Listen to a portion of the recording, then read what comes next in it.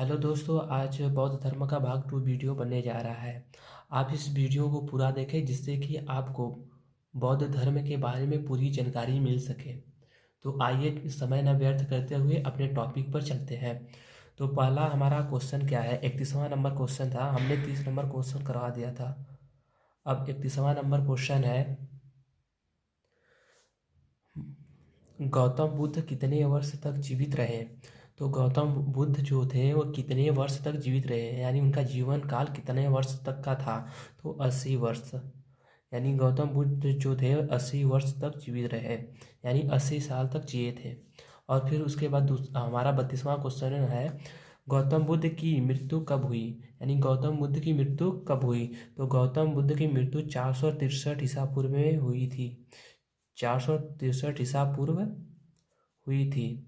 जो गौतम बुद्ध की मृत्यु है वह 463 ईसा पूर्व हुई थी। और गौतम बुद्ध की मृत्यु कहाँ हुई? ये जो 23वां नंबर क्वेश्चन है इसमें पूछा गया है, गौतम बुद्ध की मृत्यु कहाँ हुई थी? तो गौतम बुद्ध की मृत्यु जो हुई थी कुशीनगर, यानी कुशीनगर,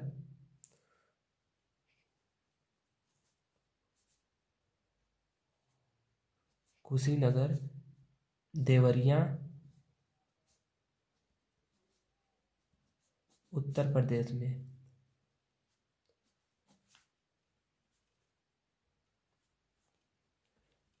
यानी गौतम बुद्ध की मृत्यु जो हुई थी कुशीनगर देवरिया उत्तर प्रदेश में हुई थी। और 34वां नंबर क्वेश्चन क्या पूछा गया है? 34वां नंबर क्वेश्चन पूछा गया है, यहाँ पर देखेंगे कि 34वां नंबर क्वेश्चन जो है, बुद्ध की मृत्यु के बाद बौद्ध धर्म में क्या कहा गया? यानी जब बौद्ध की मृत्यु हो जाती है तो उसे बौद्ध धर्म में क्या कहा गया? तो उसे महापरिनिर्वाण कहा गया। तो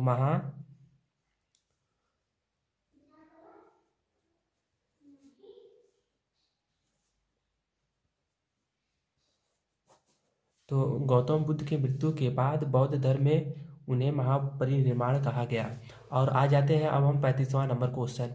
35वां नंबर क्वेश्चन पूछा है कि चीनी परंपरा में बुद्ध के जन्म और मृत्यु को किस आधार पर निश्चित किया गया है? तो इसमें पूछा गया है क्वेश्चन, एक बार क्वेश्चन फिर से रिपीट करते हैं। चीनी परंपरा में बुद्ध के जन्म और मृत्यु को किस आधार पर निश्चित किया गया है? तो कैंटोन कैंटोन के आधार पर।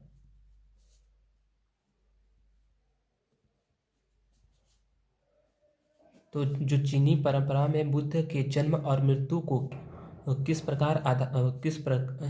आधार पर निश्चित किया गया है? तो कैंटोन के आधार पर निश्चित किया गया है। यानी चीनी परंपरा में गौतम बुद्ध के जन्म और मृत्यु को कैंटोन के आधार पर निश्चित किया गया है। अब अगला 36वां नंबर क्वेश्चन हम देखेंगे। 36वां नंबर हमारा क्वेश्चन क्या है? 36वां नंबर क्वेश्चन है यहाँ पर, बौद्ध धर्म में, यानी बौद्ध धर्म में विशद ज्ञात कहाँ से मिलता है? तो यहाँ 34वां नंबर क्वेश्चन है हमारा, बौद्ध धर्म में विशद ज्ञान कहाँ से मिलता है? तो बौद्ध धर्म में जो विशद ज्ञान है हमें वह जो बौद्ध धर्म में विशद ज्ञान है वह हमें बौद्ध धर्म में विशद ज्ञान हमें उपनिषद से मिलता है।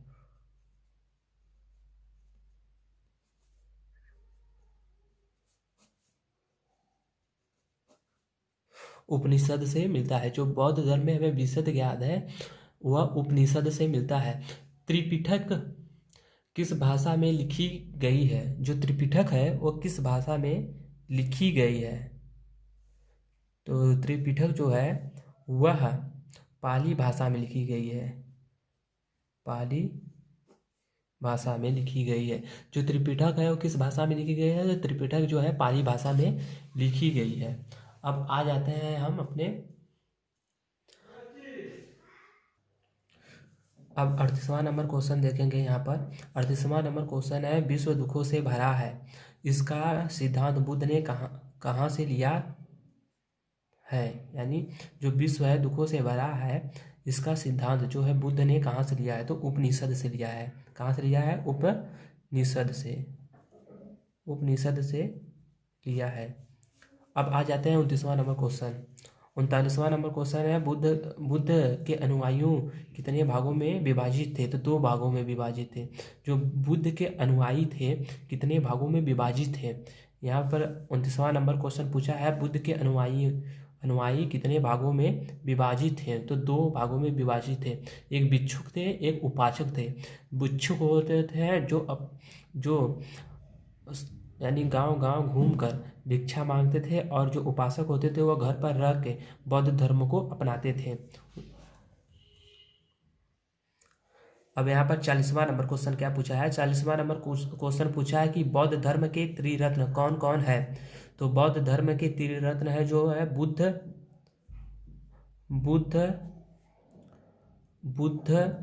बुद्ध धर्म के त्रिरत्न बुद्ध है, धर्म है एवं संघ है।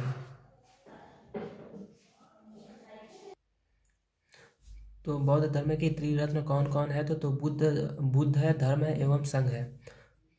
और यहाँ पर 41वां नंबर क्वेश्चन देंगे कि बौद्ध धर्म की प्रथम बौद्ध संगीति कब हुई थी? बौद्ध धर्म की प्रथम बौद्ध संगीति कब हुई थी? तो प्रथम बौद्ध संगीति जो हुई थी 463 ईसा पूर्व। कब हुई थी? 463 ईसा पूर्व हुई थी।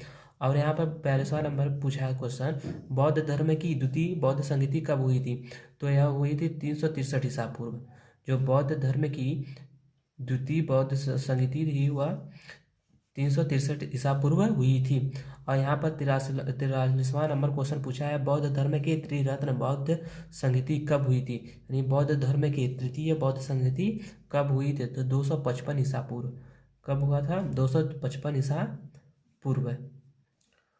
अब यहाँ पर पूछा है 44वां नंबर क्वेश्चन, बौद्ध धर्म के चतुर्थ बौद्ध संगीति कब हुआ था?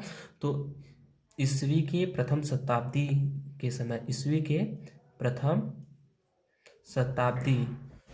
तो हमारा 45वां नंबर क्वेश्चन क्या है? 45वां नंबर क्वेश्चन है कि चतुर्थ बौद्ध संगीति के बाद बौद्ध धर्म कितने भागों में बांटा गया? यानी इसमें पूछा क्या गया है, चतुर्थ बौद्ध संगीति के बाद बौद्ध धर्म को कितने भागों में बांटा गया? तो 2 भागों में बांटा गया था। 2 भागों में बांटा गया। वह कौन कौन सा भाग था? पहला भाग था हीनयान का, हीनयान, और दूसरा था महायान।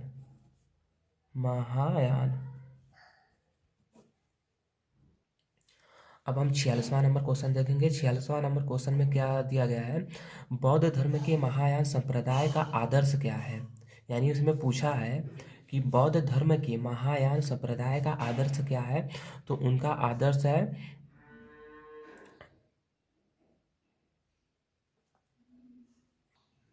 तो महायान का आदर्श वाक्य है बोधिसत्व। क्या है?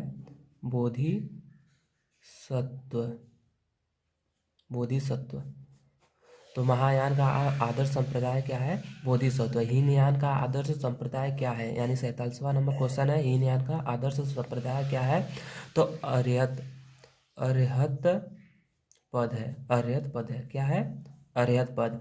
अब यहाँ पर हम देख लेंगे धार्मिक जुलूस का प्रारंभ। 48वां नंबर क्वेश्चन दिया गया है, धार्मिक जुलूस का प्रारंभ, यानी धार्मिक जुलूस का प्रारंभ सबसे पहले किस धर्म ने किया? तो बौद्ध धर्म के लोगों ने किया था। बौद्ध धर्म, धार्मिक जुलूस का जो प्रारंभ था वह बौद्ध धर्म के लोगों ने किया था। अब यहाँ पर देखेंगे 49वां नंबर क्वेश्चन। 49वां नंबर हमारा क्वेश्चन क्या पूछा है कि बौद्ध धर्म का सबसे पवित्र त्यौहार क्या है? यानी बौद्ध धर्म का सबसे पवित्र त्यौहार है तो वैशाखी पूर्णिमा है। क्या है? वैशाखी पूर्णिमा। तो बौद्ध धर्म का सबसे पवित्र त्यौहार क्या है? तो वैशाखी पूर्णिमा है। अब यहाँ पर देखेंगे आप 50वां नंबर क्वेश्चन। 50वां नंबर क्वेश्चन में क्या पूछा गया है? 50वां नंबर क्वेश्चन में पूछा गया है वैशाखी पूर्णिमा और किस नाम से जाना जाता है? तो वैशाखी पूर्णिमा को और हम किस नाम से जानते हैं? तो बुद्ध पूर्णिमा के नाम से। तो किस नाम से जानते हैं? बुद्ध पूर्णिमा के नाम से। तो वैशाखी पूर्णिमा और किस नाम से जाना जाता है? तो बुद्ध पूर्णिमा के नाम से जाना जाता है। 51 नंबर क्वेश्चन हम देखेंगे। 51 नंबर क्वेश्चन में हम क्या दिया है, बौद्ध धर्म का परम लक्ष्य क्या है। तो बौद्ध धर्म का परम लक्ष्य क्या है, तो निर्वाण प्राप्त करना। क्या है, निर्वाण प्राप्त करना। बौद्ध धर्म का परम लक्ष्य है निर्वाण प्राप्त करना। और हम 52 नंबर क्वेश्चन अब देखेंगे। 52 नंबर क्वेश्चन में पूछा गया है निर्वाण का अर्थ है, यानी निर्वाण का क्या अर्थ है। तो निर्वाण का अर्थ है दीपक का बुझ जाना। क्या है, दीपक का बुझ जाना। दीपक का बुझ जाना। तो हम यहाँ पर देखेंगे 52 नंबर क्वेश्चन हमारा पूछा गया है निर्वाण का क्या अर्थ है। तो दीपक का बुझ जाना, निर्वाण का अर्थ है दीपक का बुझ जाना। अभी हम 53 नंबर क्वेश्चन देखेंगे। यहाँ पर हमारा 53 नंबर क्वेश्चन क्या है, किसके संबंध में बौद्ध धर्म एवं जैन धर्म में समानता है। यानी किसके संबंध में बौद्ध धर्म एवं जैन धर्म में समानता है। तो अनिश्वरवाद में। किसमें है, अनिश्वरवाद में है। अनिश्वरवाद में है।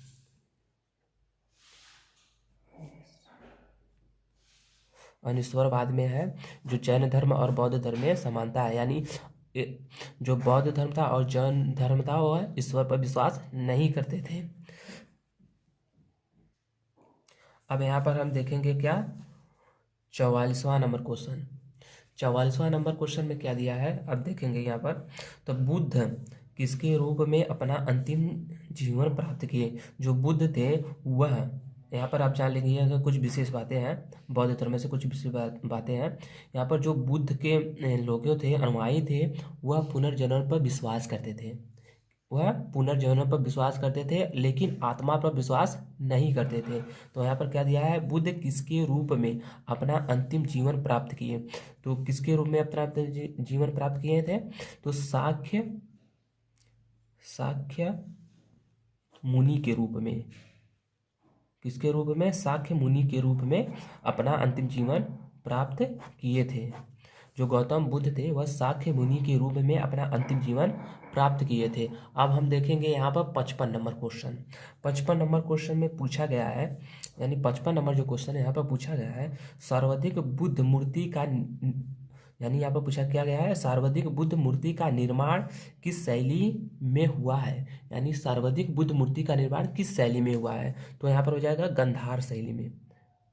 गांधार शैली में जो सबसे ज़्यादा मूर्ति मिली है गांधार शैली में मिली है।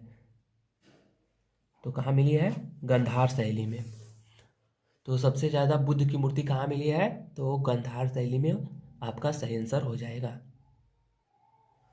अब यहाँ पर हम देखेंगे 56 नंबर क्वेश्चन।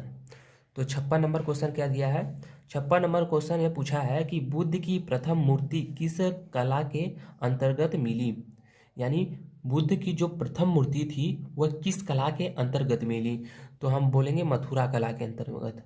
तो मथुरा कला के अंतर्गत मिली थी। जो गौतम बुद्ध की प्रथम मूर्ति थी वह मथुरा कला के अंतर्गत मिली थी। और मथुरा में एक जान लीजिएगा ब्रज भाषा बोली जाती है। मथुरा की कौन सी भाषा है, तो ब्रज भाषा है। अब हम देखेंगे 57 नंबर क्वेश्चन। 57 नंबर क्वेश्चन क्या पूछा है, 57 नंबर क्वेश्चन पूछा है कि तिब्बत, भूटान एवं पड़ोसी देशों में बौद्ध धर्म का प्रचार, यानी प्रचार किसने किया। यानी तिब्बत, भूटान एवं पड़ोसी देशों में बौद्ध धर्म का प्रचार किसने किया।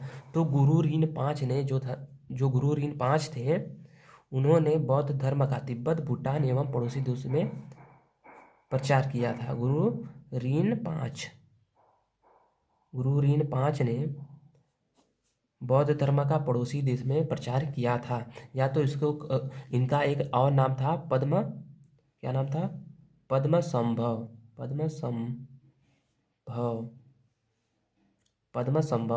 गुरु रीन 5 का एक और नाम था जो पद्म संभव था। तो ये इनका जो दूसरा नाम है वो आप याद करके रखिएगा क्योंकि यह क्वेश्चन में पूछा जाता है। अब हम देखेंगे 58 नंबर क्वेश्चन। 58 नंबर हमारा क्वेश्चन क्या पूछा है, हिमाचल प्रदेश में रेवालसर झील में बुद्ध की मूर्ति कितनी ऊंची थी। यानी इसमें पूछा है कि बुद्ध की जो मूर्ति थी वह हिमाचल के रेवालसर झील में कितनी ऊंची थी। तो 123 फीट ऊंची थी। कितनी फीट ऊंची थी? 123 फीट ऊंची थी। कितना फीट? 123 फीट ऊंची थी। जो गौतम बुद्ध की मूर्ति थी हिमाचल प्रदेश में वह 123 फीट ऊंची थी। अब यहाँ पर हम देख लेंगे 59 नंबर क्वेश्चन। 59 नंबर हमारा क्वेश्चन पूछा है, भारत में उपासना की जाने वाली प्रथम मूर्ति किसकी थी। यानी भारत में उपासना की जाने वाली प्रथम मूर्ति किसकी थी। यानी हमारे बोल आम भाषा में आम भाषा के बोल चाल में बोले तो जो सब व्रत नहीं रहते हैं उसी को बोल रहा है उपासना। यानी उपासना की जाने वाली जो मूर्ति थी वह गौतम बुद्ध की थी। किसकी थी? तो गौतम बुद्ध की थी। गौतम बुद्ध की मूर्ति प्रथम थी। यानी उपासना की जाने वाली प्रथम मूर्ति जो थी वह गौतम बुद्ध की थी। अब यहाँ पर पूछा है 60 नंबर क्वेश्चन। यह 60 नंबर क्वेश्चन यहाँ पर पूछा गया है। अब 60 नंबर क्वेश्चन और यह अंतिम क्वेश्चन भी रहेगा इस चैप्टर का। यानी जो गौतम बुद्ध का पूरा सार था बस इतना ही।